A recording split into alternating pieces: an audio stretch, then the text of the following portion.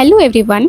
इस वीडियो में हम बीए फर्स्ट सेमेस्टर हिस्ट्री के चैप्टर 5 के मोस्ट इम्पॉर्टेंट क्वेश्चंस करने वाले हैं एंड इन क्वेश्चंस को करके आपका चैप्टर 5 का 90% सिलेबस भी कंप्लीट हो जाएगा।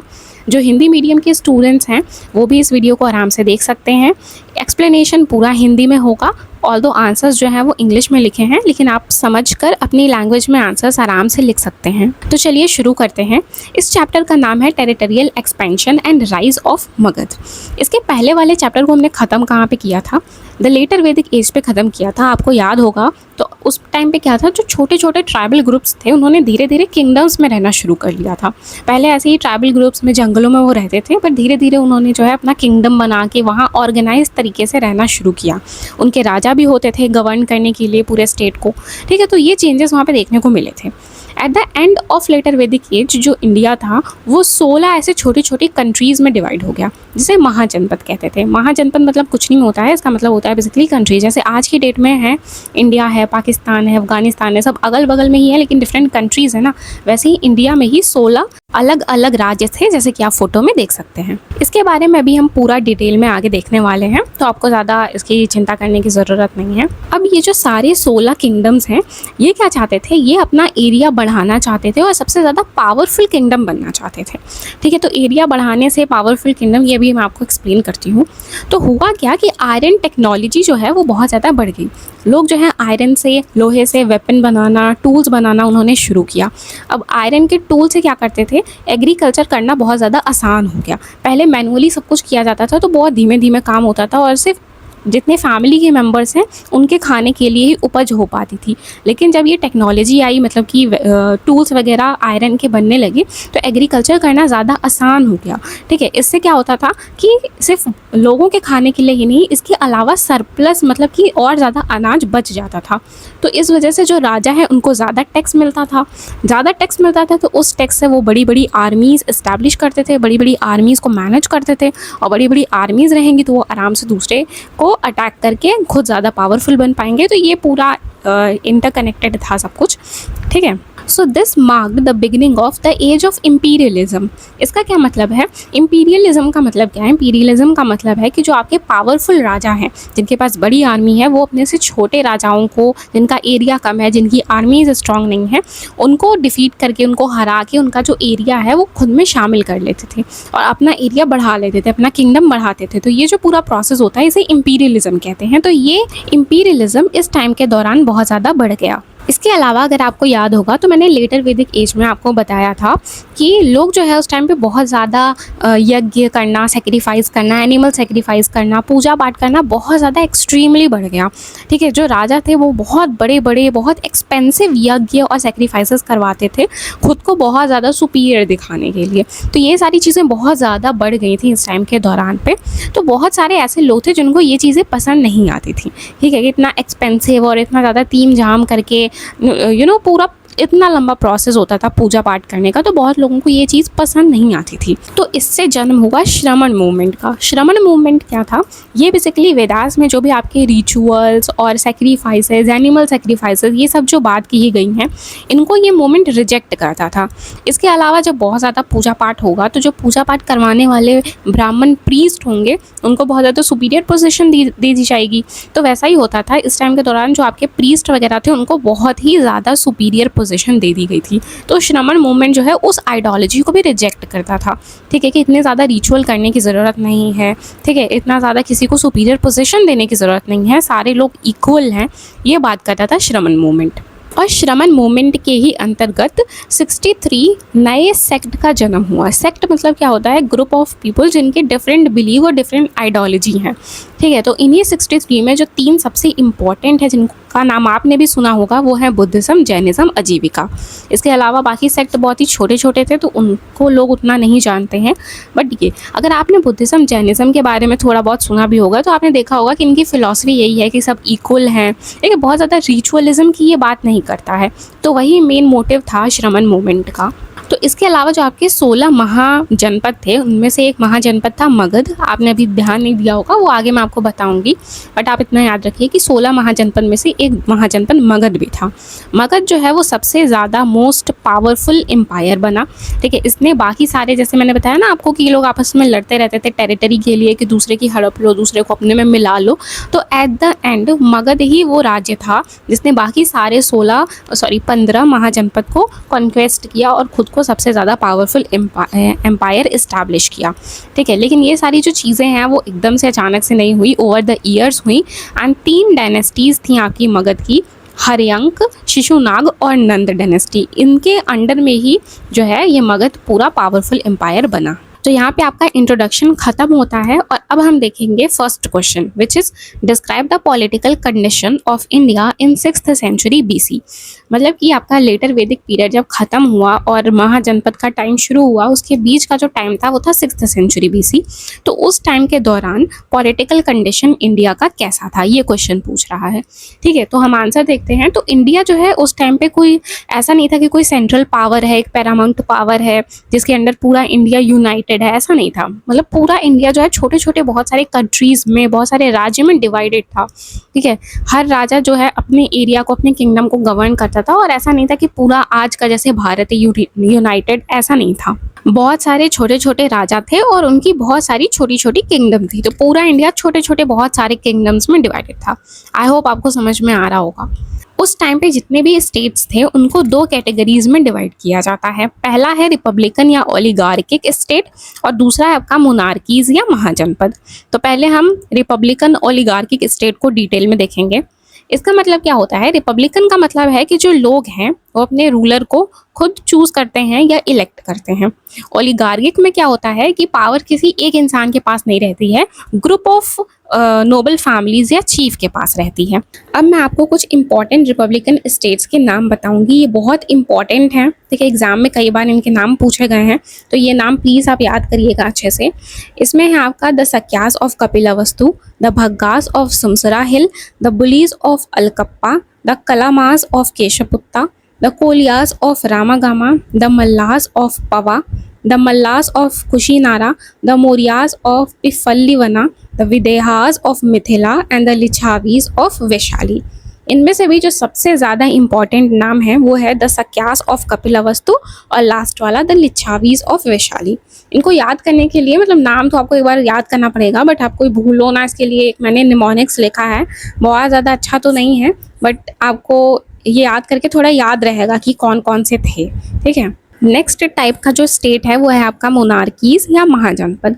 इनमें क्या होता है, इनमें एक राजा जो है वो पूरा किंगडम को या स्टेट को रूल करता है एंड वो राजा यूजुअली हेरिडिटरी होता है। मतलब एक राजा है, फिर उनका बेटा राजा बनेगा, फिर उनका बेटा राजा बनेगा, ठीक है। उस टाइम पे बुद्धिस्ट और जैन रिलीजन बहुत पॉपुलर था, तो उनके जो बुक्स हैं उनमें मेंशन किया गया है कई जगह पर कि 16 महाजनपद जो है उस टाइम पे थे इंडिया में, ठीक है। और ये जो 16 महाजनपद हैं इनके नाम कुछ इस तरीके से हैं: अंग, काशी, वज्जी, मला, छेदी, कुरु, पंचाल, मत्स्य, सुरासेना, अस्माघ, गंधारा, कंबोज, अवंती, वत्स, कोसाला और मगध। मगध मैंने आपको बताया था, आपको याद होगा। इनको याद करने के लिए मैंने एक नेमोनिक्स दिया है आपको। अब अपाचे का गांव कुसुम को कम आम देगा, ठीक है। आप मैच करो तो इसमें से मैच होगा। जैसे कि अ से अंग होगा, ब से ब्रिजी या वज्जी आपको याद रहेगा, फिर अ से आपका अस्माघ हो जाएगा, पा से आपका पंचाल, च से चेदी, इस तरीके से आप मिला सकते हो, ठीक है। ये नाम आपको याद करने हैं, स्किप नहीं करना है। ये क्वेश्चन बहुत इंपॉर्टेंट है, कई बार एग्जाम में पूछा गया है। अब इन महाजनपद में से जो कुछ इंपॉर्टेंट सबसे किंगडम्स हैं, महाजनपद है, उनको हम पढ़ेंगे, ठीक है। सारे तो आपको याद भी नहीं रहेंगे, तो जो सबसे इंपॉर्टेंट है वो मैं आपको बताती हूँ।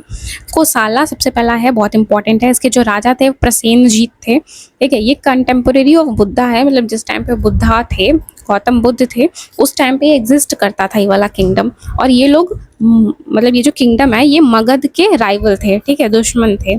नेक्स्ट किंगडम आता है आपका अवंती। इसके जो राजा थे वो, उनका नाम था प्रदियोता एंड इनके जो राइवल थे वो थे वत्स, कोसाला और मगध। ये तीनों जो किंगडम हैं वो इनके अवंती के राइवल थे। फिर आता है आपका वत्स। वत्स के जो राजा थे वो, उनका नाम था उदयान एंड वो जो है वो बहुत ही फेमस रूलर थे एंड उनको आर्ट कला ये बहुत ज़्यादा पसंद था। इसके बाद आपका आता है मगध। मगध सबसे इम्पॉर्टेंट, सबसे पावरफुल महाजनपद था, ठीक है। इसने बाद में सारे महाजनपद को हरा के अपनी सुप्रीमेसी इस्टेब्लिश कर ली थी, वो अभी हम आगे देखेंगे, ठीक है। तो ये आपका जो पॉलिटिकल कंडीशन था 6th सेंचुरी BC का, उनके मेन फीचर्स क्या है वो कंक्लूड करते हैं हम। तो सबसे पहला फीचर है कि जो स्टेट थे, महाजनपद थे, सब आपस में हमेशा लड़ते रहते थे, तो कॉन्स्टेंट वॉर होता रहता था। नेक्स्ट है कि जो पॉलिटिकल पावर है वो मेनली कंसंट्रेटेड था आपका गंगा यमुना वैली वाले रीजन में, ठीक है। गंगा यमुना जिधर से निकलती है उन्हीं स्टेट में, उन्हीं रीजन्स पे कंसंट्रेटेड था। जो बिहार उत्तर प्रदेश वाला रीजन है वो पॉलिटिकल सेंटर था। एंड किस वजह से सेंटर था? क्योंकि यहाँ पे पानी था और लैंड जो है बहुत ही ज़्यादा फर्टाइल होती थी, बहुत ज़्यादा एग्रीकल्चर होगा, तो मैंने बताया था आपको बहुत ज़्यादा टैक्स मिलेगा राजा को, ठीक है। तो वही सारे रीजन्स थे। इसके बाद आता है मगध। वही मगध जो है वो सबसे पावरफुल था एंड एंड में जो है सारे महाजनपद को हरा के उसने खुद की सुप्रीमेसी स्टैब्लिश कर ली थी। अब आते हैं हम नेक्स्ट क्वेश्चन पे, which is describe the political expansion of Magadha Mahajanapada under the Haryanka, Shishunaga and Nanda dynasties, ठीक है। तो इस क्वेश्चन में हम देखेंगे कि मगध किस तरीके से एक्सपैंड हुआ, ठीक है, अंडर दीज डायनेस्टीज। तो सबसे ज़्यादा पावरफुल महाजनपद था, मैंने बताया आपको, ठीक है। इनके जो दुश्मन थे वो थे काशी, कोशाला, वत्स और वृजी। ये जो किंगडम थे ये इनके राइवल थे, दुश्मन थे, तो इनसे इनकी लड़ाई हमेशा चलती रहती थी। ऑलमोस्ट 200 साल तक स्ट्रगल करने के बाद, हराने के बाद, वॉर लड़ने के बाद, ठीक है, फाइनली जो मगध था उसने अपनी सुप्रीम पावर इस्टेब्लिश की।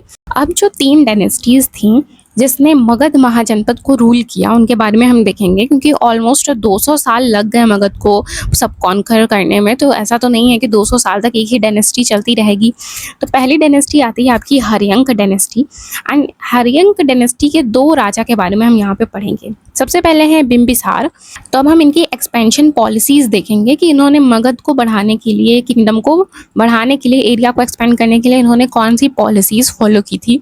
सबसे पहली थी मैट्रिमोनियल अलायंस, ठीक है। इन्होंने प्रसन्नजीत जो राजा थे उनकी सिस्टर से शादी की थी और दहेज में, डाउरी में काशी मांगा था, ठीक है। ये राजा ये लोग बहुत करते थे, दूसरे राजा की बेटी से या बहन से शादी करते थे और दहेज में या ऐसे ही मैट्रिमोनियल अलायंस में भी ये काफ़ी सारी एरिया को, जगह को या किंगडम को मांगते थे, ठीक है। तो ये काफ़ी पॉपुलर एक पॉलिसी थी इनकी, ठीक है। इसके अलावा इन्होंने चेलाना जो थी, डॉटर ऑफ लिच्छावी, उनसे भी शादी की थी और कुछ एरिया इनको मिला था। इसके अलावा इन्होंने विदेहा और माद्रा नाम की प्रिंसेस से भी शादी की थी, उससे भी इनको कुछ एरिया, रीजन जो है डाउरी में मिला था, ठीक है। तो कुछ हद तक जो है मगध की टेरिटरी को बढ़ाने के लिए ये शादी करके मैट्रिमोनियल अलायंस वाला जो पॉलिसी है इसका इस्तेमाल किया गया था। दूसरी आपकी जो एक्सपेंशन पॉलिसी है वो है मिलिट्री कॉन्क्वेस्ट, मतलब कि किसी किंगडम को हराना एंड उसको अपने किंगडम में शामिल करना। तो सबसे पहला जो मेजर टेरिटोरियल एक्सपेंशन था वो हुआ था अंग को कॉन्क्योर करके। अंग नाम का एक महाजनपद होता था, मैंने आपको बताया भी, आपको याद होगा तो, ठीक है। उसको इन्होंने सबसे पहले कॉन्क्योर किया था, जिससे कि इनका एरिया काफ़ी ज़्यादा बढ़ा था। तो हर्यांक डायनेस्टी के जो दूसरे राजा थे वो थे अजात शत्रु, ठीक है। इन्होंने भी कोसाला और वृजी कॉन्फेडरेसी के साथ वॉर लड़ी थी और जीते भी थे ये। इनके जीत के बहुत सारे रीज़न थे। सबसे पहला ये था कि जो वृजी कॉन्फेडरेसी है, इनके एक मिनिस्टर ने उनके किंगडम में कुछ ऐसा इंटरनल डिस्टर्बेंस क्रिएट कर दिया था जिसकी वजह से आसानी से वॉर जीत पाए थे उनसे। इसके अलावा इन्होंने बहुत एडवांस्ड वेपन का भी इस्तेमाल किया था, जैसे महाशिला कंटक। ये क्या था? एक बेसिकली इंजन होता था जो कि स्टोन फेंकता था, जैसे तोप होती है ना, आपने देखा होगा कैनन तोप, तो वो जैसे आग के गोले शायद फेंकती है, वैसे ही उसी टाइप का ये भी एक वेपन होता था। दूसरा आपका रथ मुलाज। इसमें जो आपकी रथ होती है ना, रथ आपने देखी है, उसके आगे क्या होता था, बहुत बड़ी सी ब्लेड लगाते थे, ठीक है। तो जो भी आएगा वो ऐसे कट जाएगा उस ब्लेड से, इस तरीके का ये आपका एक वेपन होता था, ठीक है। इसके अलावा इन्होंने पाटलीग्राम में, जो कि अभी पाटलिपुत्र बाद में इसका नाम हो गया, तो वहाँ पे बहुत बड़ा फोर्ट, किला भी बनवाया था, तो जल्दी किसी दूसरे राजा की आर्मी इनको हरा नहीं पाती थी, ठीक है। तो इनके जीत के सारे रीजंस थे। तो नेक्स्ट डायनेस्टी जो है मगध की वो है आपकी शिशुनाग डायनेस्टी। हर्यांक डायनेस्टी के बाद जो सेकंड नंबर पे है वो है, ठीक है। इसके 2 राजा मेन थे, शिशुनाग और कालशोका, शिशुनाग जो थे वो मेन थे, इन्होंने शिशुनाग डायनेस्टी को फाउंड किया था। ठीक है, अवंती, वत्स और कुशाला इनको कॉन्क्योर किया था इन्होंने हरा के। ठीक है, इसके पहले जो हरियांग डायनेस्टी है उन्होंने भी अवंती, वत्स और कुशाला के साथ बहुत ज़्यादा लड़ाई लड़ी थी, तो उन लोगों ने क्या किया था, बहुत ज़्यादा कमज़ोर कर दिया था इन किंगडम को। ठीक है, लेकिन जीत नहीं पाए थे। शिशुनाग डायनेस्टी ने इनको जीत लिया था। ठीक है, और इससे जो मगध की टेरिटरी है वो और ज़्यादा बढ़ गई थी। काल अशोका जो है इन्होंने क्या किया था, इन्होंने राजगृह जो कैपिटल है उसको चेंज करके पाटलिपुत्र किया था। ठीक है, मतलब एडमिनिस्ट्रेशन को बहुत ज़्यादा इन्होंने स्ट्रेंथन कर दिया था। नेक्स्ट आपकी जो डायनेस्टी है वो है नंद डायनेस्टी, लास्ट डायनेस्टी है ये। इसके जो राजा थे वो थे महापद्मनंद, इन्होंने नंद डायनेस्टी को फाउंड किया था। महापद्मनंद जो हैं वो बहुत बड़े एम्परर थे। ठीक है, इन्होंने जो मगध है उसको नॉर्थ इंडिया में और साउथ इंडिया में दोनों तरफ बहुत एक्सटेंड किया था, इसलिए इन्हें फर्स्ट ग्रेट एम्परर बिल्डर भी कहते हैं। इन्होंने बहुत सारे क्षत्रिय किंगडम्स को भी हराया था एंड मगध को पूरा पॉलिटिकल यूनिफाई करने में, ठीक है, बाकी सारे महाजनपद को हरा के मगध को बहुत ज़्यादा स्ट्रांग बनाने में इनका बहुत बड़ा हाथ था। अब इस टाइम तक जो मगध महाजनपद है वो बहुत पावरफुल हो चुका था। ठीक है, पूरे इंडिया में फैल चुका था ये। ठीक है, बहुत ज़्यादा सुप्रीम और पावरफुल हो चुका था। तो अब लास्ट हम रूलर को देखेंगे विच इज़ धनानंद। ये लास्ट नंद रूलर थे, अलेक्जेंडर द ग्रेट के टाइम के थे ये।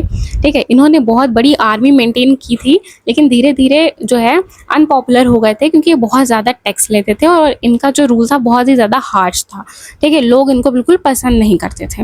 एट द एंड क्या हुआ कि जो चंद्रगुप्त मौर्य हैं उन्होंने इनको हरा दिया था धनानंद को, एंड उसके बाद ये जो आपका मगध डायनेस्टी है वो धीरे धीरे डिक्लाइन हुई और मौर्यन एम्पायर इस्टेब्लिश हुआ। अब हम देखेंगे नेक्स्ट और last question which is describe the causes of rise of Magadh.